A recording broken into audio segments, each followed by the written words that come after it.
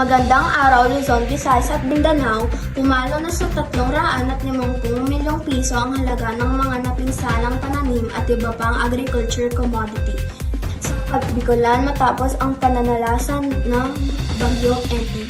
Sa ulat na inilabas ni Lorenzo Albina, OIC Regional Technical Director for Research and Regulations at Disaster Risk Reduction Focal Person ng Department of Agriculture, Bicol.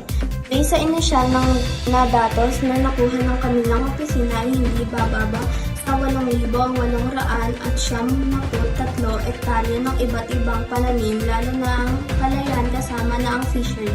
Ang nasira dahil sa paghagupit ni Enteng, kada nito ang aabot sa 13,623 na magsasaka at mangingisda.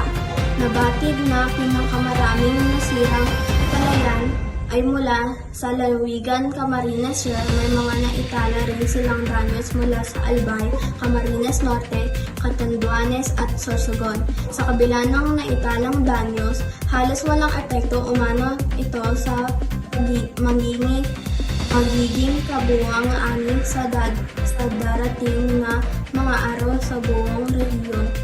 Binigyan din ni Albina na sa kabila ng paghagupit ng Bagyong Enteng, laging handa ang Regional Office ng Department of Agriculture sa pagtama pa ng anumang uri ng kalamidad. Ako po si Rihanna Grace Alpidang Pai, nag-uulat mula sa Philippine Star Balita ngayon.